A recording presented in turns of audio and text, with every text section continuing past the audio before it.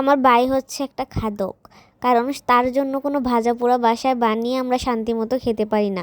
সে এত বেশি পছন্দ করে যে যদি 10টা বানাই সে 8টা নিজেই খেয়ে ফেলে, 2টা অবশিষ্ট আমাদের জন্য রাখে।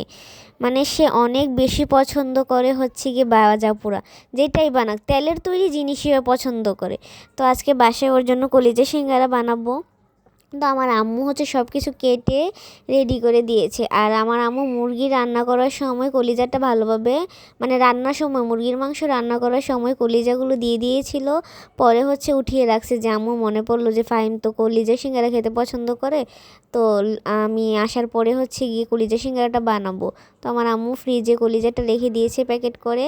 তো এখন হচ্ছে গিয়ে আমার আম্মু আলু, ধনিয়া পাতা, কাঁচামরিচ, পেঁয়াজ এগুলো ভালোভাবে কেটে দিয়েছে। আর আমি হচ্ছে এগুলো এখন আলুটা ভালোভাবে কষিয়ে নেব। তো আলুটা কষানোর জন্য হচ্ছে গিয়ে কড়াইতে তেল দিয়ে দিলাম। তারপর হচ্ছে পেঁয়াজগুলো যখন ব্রাউন হয়ে গেল তখন মেথি আর কালো জিরে দিয়ে দিলাম। আজকে আবার আমাদের বাসায় হচ্ছে পাঁচফোড়ন নাই, তো যেহেতু নাই, সিঙ্গারা যেহেতু খেতে মন চাইছে তো খাবই। তো পাঁচফোড়ন ছাড়াই হচ্ছে গিয়ে সিঙ্গারার পুরটা রেডি করছি। আদা রসুন বাটা, লবণ, তারপর হচ্ছে পরিমাণ মতো হলুদ দিয়ে ভালোভাবে মশলাটা কষিয়ে নেব। আরও যা যা মশলা লাগে, জিরার গুঁড়া, এলাচ, দারচিনির গুঁড়া, মরিচের গুঁড়া, এগুলো দিয়ে ভালোভাবে হচ্ছে মশলাটা কষিয়ে নিব। এই যে মশলাটা কষানো হচ্ছে আর আমি একটু পরপর নাড়াচাড়া করে দিচ্ছি যাতে না লেগে যায়। তো যখন মশলাটা কষানো হয়ে যাবে তখন হচ্ছে কিউব করে কাটা আলুগুলো দিয়ে দিব। আলুগুলো দিয়ে নাড়াচাড়া করতে থাকবো, যদি লেগে যায়। আর কোনো তরকারি যদি লেগে যায় সেটা কিন্তু খেতে ভালো লাগে না, কেমন একটা পোড়া পোড়া গন্ধ আসে। তাই আমি বারবারই একটু পরপরই নাড়াচাড়া করি। তারপর হচ্ছে ঢাকনা দিয়ে ডেকে দিব। যখন আমার কাছে মনে হবে যে না এটা ভালোভাবে কষানো হয়ে গেছে, তখন ঢাকনাটা খুলে হচ্ছে আবার নাড়াচাড়া করে দিব। আর আমার ভাই জানি কি বলতেছিল এখন আর মনে নাই। পরে আমি হাসতে হাসতে কী জানি ওকে বলতেছিলাম, এখন ভিডিওতে দেখে মনে পড়লো। এই যে যখন আলুটা কষানো হয়ে গেল তারপর কলিজাগুলো দিয়ে দিলাম।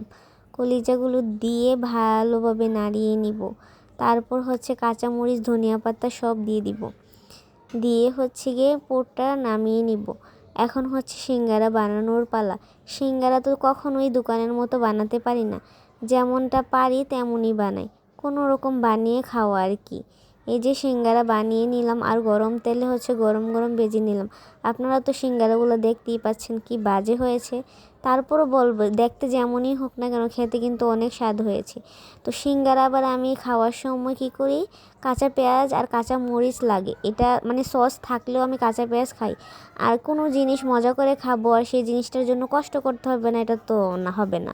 তো আমি পেঁয়াজ কাটতেছি বসে বসে আর আমার চোখ দিয়ে কিন্তু অনেক পানি বের হইতেছে। একটা মাত্রই পেঁয়াজ কাটলাম, তারপরও চোখ এত জ্বলতেছে যে আমি তাকাতেই পারছি না। তো পেঁয়াজ, সস, কাঁচামরিচ, সিঙ্গারা গরম গরম খাবো।